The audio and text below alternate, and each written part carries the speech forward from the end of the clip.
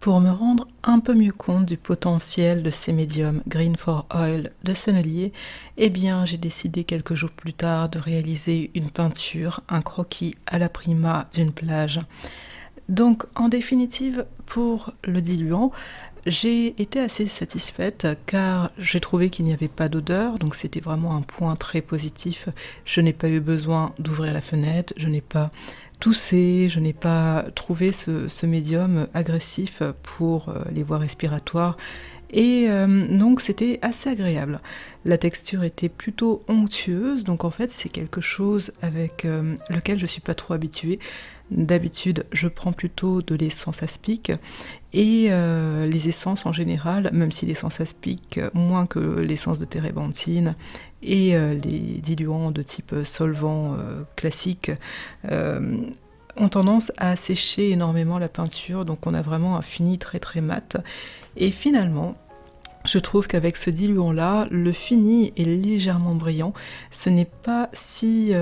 ça ne ressemble pas à quelque chose qui a été asséché, qui a été absorbé et qui a décomposé de trop la peinture. Donc j'ai l'impression que ça respecte quand même le film lipidique de la peinture. Et en ça, c'est quand même un bon point. J'ai aussi trouvé que le séchage était bien plus rapide que ce que je pensais sur mon esquisse, avec un peu de peinture et un peu de médium.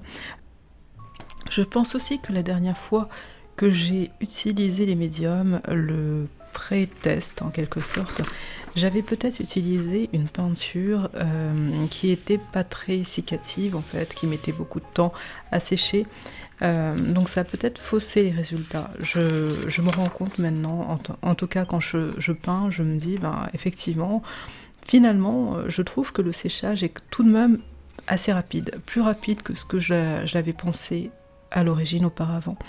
Et donc, l'avantage aussi de ce diluant, c'est que j'ai pu petit à petit faire des effets de fondu, d'estompe des pigments qui ont été posés pour la sous-couche. Donc ça, c'est vraiment pas mal. Ça me permet de faire une sorte d'esquisse, de dessin, un peu comme ce que j'aurais pu faire avec des crayons de graphite, par exemple.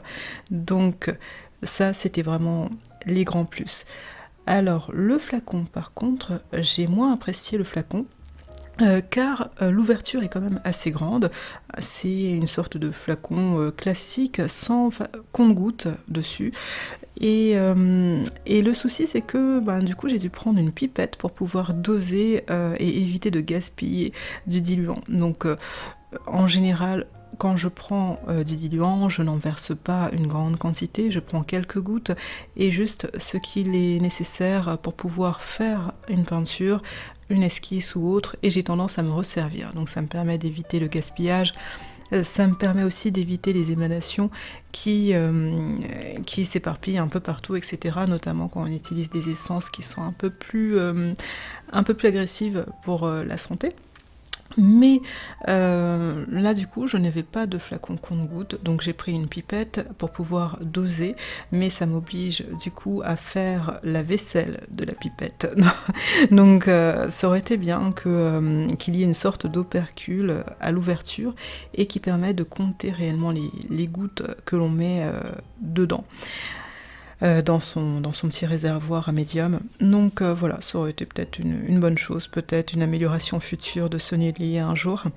Et l'autre chose, c'est que je m'en suis mis un peu sur les doigts au début.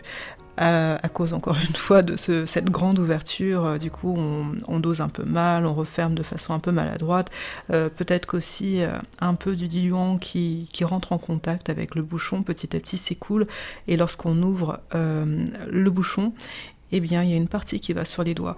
Et donc du coup j'en ai eu tout de même sur les doigts. Et malgré tout, même si je sais que c'est un produit qui est respectueux de l'environnement, de la santé, etc., donc c'est le packaging qui le montre en tout cas, j'ai tout de même lavé mes mains.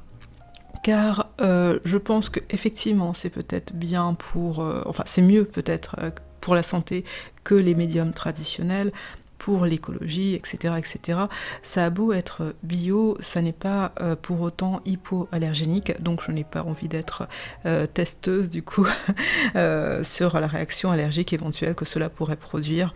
La texture est quand même assez huileuse, comme une lingette de bébé par exemple, donc est-ce que ce ne serait pas des produits de type cosmétique assez safe qu'on utiliserait par exemple comme pour les démaquillants visage et compagnie pour après s'être maquiller la peau. Donc je ne suis pas adepte de ce genre de choses en fait. Je pense que autant utiliser du savon et de l'eau, un peu comme mes pinceaux d'ailleurs, savon et l'eau et puis ça suffit amplement.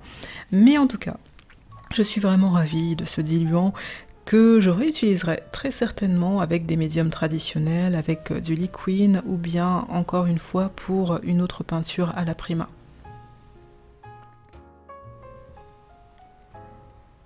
Maintenant, qu'en est-il du médium liquide? Alors le médium liquide est toujours vraiment trop fort en odeur pour moi. C'est une odeur que je ne supporte pas. C'est une odeur de feutre ardoise qui envahit la pièce. Donc, même si on sait que ces médiums sont plutôt safe, eh bien, j'ai été obligée d'ouvrir la fenêtre. Je ne pouvais plus supporter cette odeur. Ça m'en donnait la nausée. Et le but de l'utilisation de ces médiums, en tout cas pour moi, c'était justement de pouvoir peindre fenêtre fermée, notamment en hiver quand il fait froid, pour préserver la chaleur de la pièce, et non forcément d'avoir à ouvrir en utilisant un médium qui est censé être respectueux pour la santé et l'environnement. Donc du coup, je n'ai pas forcément vu non plus de plus-value parce que j'évitais du coup d'en mettre de trop en pensant également que ça risquait de sécher plus lentement par rapport à mon test où ça a mis énormément de temps à sécher. Mais par contre, je sais que c'est un médium qui permet aussi, alors c'est indiqué sur le site internet de Sennelier, c'est un médium qui permet de travailler dans le frais plus longtemps. Donc effectivement, c'est un médium qui est fait certainement pour la peinture à la prima, pour les personnes qui veulent peindre à la prima mais sur plusieurs jours, qui veulent pas faire leur séance de peinture en une seule séance sur quelques heures dans la même journée, ceux qui veulent prendre le temps mais tout en travaillant à la prima. Je pense que vous voyez ce que je veux dire. Et donc effectivement ce médium pourrait être utile pour ces personnes-ci, mais je me demande pourquoi utiliser ce médium. Autant utiliser de l'huile de lin, de l'huile d'œillette, etc. en petite quantité. Et l'effet sera exactement le même en termes de séchage, on va dire. Ça va prolonger le temps de séchage, le temps de cicativation. On va pouvoir travailler un peu plus longtemps dans le frais, en jouant aussi avec les empattements, en évitant de peindre trop... de façon trop légère, on va dire, avec des couches trop fines. Donc je pense qu'on peut peindre à la prima sans avoir à utiliser ce médium liquide qui sent très très fort. Et au final, moi, lors de la peinture de ce paysage marin, je n'en mettais plus vraiment en fait. Je trouvais pas du tout l'utilité, enfin c'était une perte de temps pour moi de tremper le pinceau dans le médium, puis dans la peinture, ainsi de suite. Donc j'utilisais mes peintures extra fines, alors c'est peut-être du fait que ce sont des peintures extra fines d'excellente qualité qui me permettent en fait de peindre à la prima sans avoir besoin de médium. Je ne sais pas si ça aurait été possible avec un médium, une peinture de qualité fine par exemple, mais visiblement donc j'utilise Sennelier, Rembrandt, Holland et du coup j'en suis très satisfaite. Ça me permet de ne pas avoir à utiliser trop de médium ou pas du tout de médium, surtout quand je peins uniquement dans le frais. Et donc le médium est réellement superflu pour moi. Le médium liquide a été très superflu.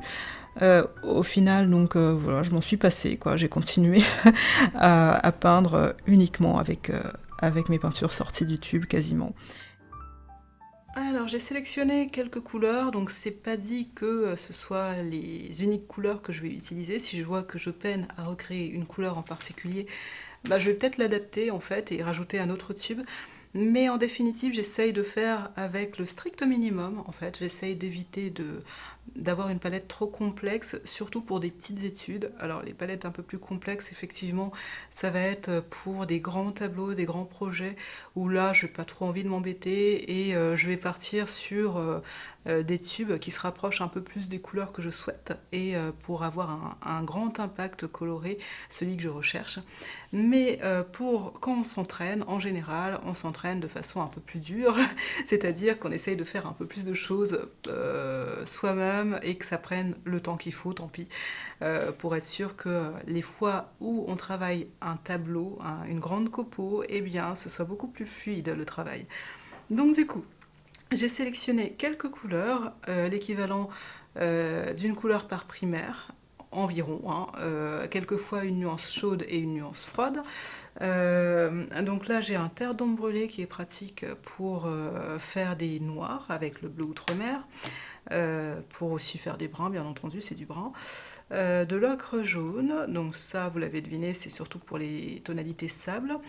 Ensuite j'ai du blanc de titane, alors c'est un blanc de titane que j'essaye désespérément de finir celui-là. Celui de Rembrandt, alors je sais pas, c'est un que j'ai acheté sur internet en fait quand il m'en manquait. Et c'est une couleur qui a tendance à briller énormément et qui a du mal à accepter de nouvelles couleurs par-dessus. Donc c'est un blanc de titane en fait qui est bien à la limite pour peindre à la prima ou pour faire des petites zones de réau en fin de tableau, mais pas forcément pour faire un travail de grisaille ou un travail de sous-couche, parce qu'après en fait ça lisse le tout et on a du mal à faire s'accrocher les nouveaux pigments. Ensuite, j'ai le blanc de titane de Rembrandt, j'essaye de le finir pendant mes études. Et sinon, j'opte plutôt maintenant pour le Old Holland, qui est vraiment pas mal en fait, assez crémeux, etc.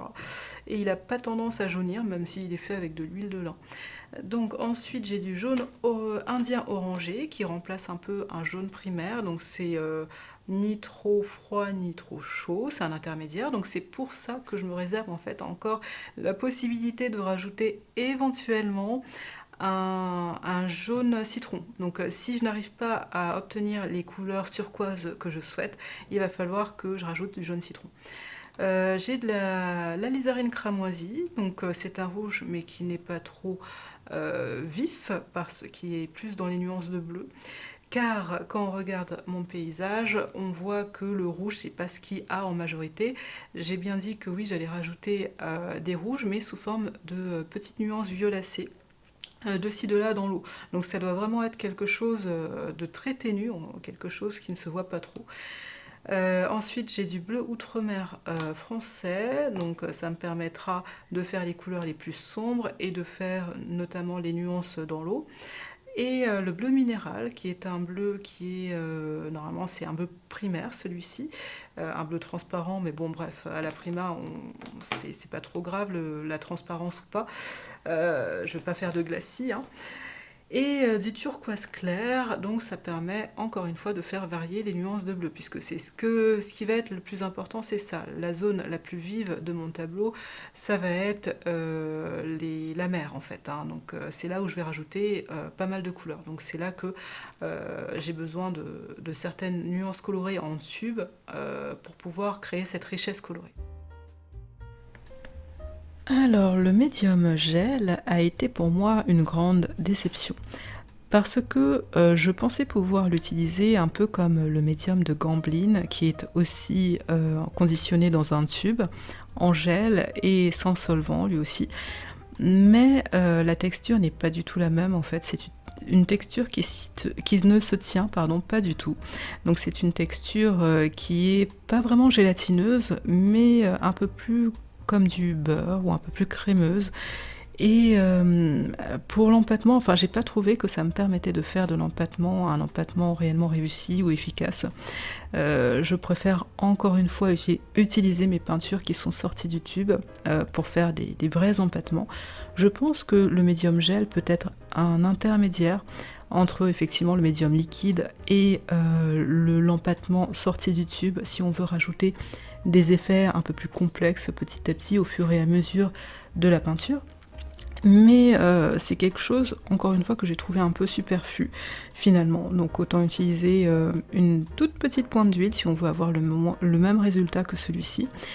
Et pour moi, en fait, la consistance, alors je pensais que ça aurait été un peu aussi comme la consistance du Liquid Impasto, qui est également un médium pour empattement, cette fois-ci avec de l'alkyd, mais avec de l'alkyd et un peu de solvant, donc ça sent un peu fort, il faut forcément aérer, etc. etc.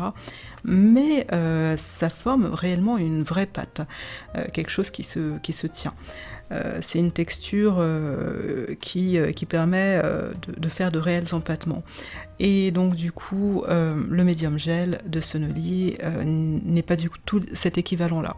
Donc ça ressemble un peu à de l'oléogel, alors si je ne me trompe pas, donc c'est vraiment un peu une texture de gel pour cheveux par exemple, voilà, exactement, un gel fondant pour cheveux, donc ça a tendance à s'affaisser un peu. Et moi personnellement, je ne pense pas réutiliser ce médium-ci de médium gel, ou bien éventuellement en tant que médium à peindre pour les premières couches, si je souhaite faire une mise en place bien couvrante, éventuellement peut-être que j'utiliserai ce médium-ci. Par contre, le point positif, encore une fois, c'est qu'il n'y a pas d'odeur forte, l'odeur ne se perçoit pas ou à peine, donc ça c'est vraiment un point positif pour les personnes qui n'aiment pas trop les odeurs trop fortes, et ça peut être effectivement pratique aussi pour le transport et le rangement. On ne peut pas être totalement rassuré lorsque l'on peint, et ce même avec les médiums les plus biologiques qu'ils soient. Si ça n'est pas le médium, peut-être que ce sera le tube de peinture, par exemple le blanc de titane de Rembrandt que j'ai testé et qui m'a fait réagir, qui m'a provoqué quelques étourdissements. Si vous souhaitez en savoir plus d'ailleurs, il s'agit du sujet de l'un de mes podcasts, donc je vous invite à aller voir sur la toxicité des médiums. Le croquis que j'ai réalisé a été filmé en temps réel. Si vous souhaitez le peindre à votre tour, apprendre à mélanger les couleurs et télécharger ma photo de référence, je vous retrouve dans mon atelier numérique qui se trouve sur Patreon. J'y publie de nombreuses vidéos, tutos, podcasts, posts pour artistes et bien d'autres avantages exclusifs que vous ne trouverez nulle part ailleurs. Alors, si vous souhaitez pousser votre art au niveau supérieur, rendez-vous sur patreon.com/NadègeChristophe. Le lien d'accès se trouve en description. J'ai été ravie de partager mon essai des médiums Green for Oil de Sennelier avec vous. Même si cela ne correspond pas totalement à mes attentes, je trouve la démarche du fabricant très noble. Il a su se mettre en danger pour répondre à une inquiétude sanitaire et écologique croissante. C'est grâce à des expériences réussies ou non que l'on fait les plus grandes avancées. Et pour ceux qui en douteraient, non, cette vidéo n'est pas affiliée. À très bientôt.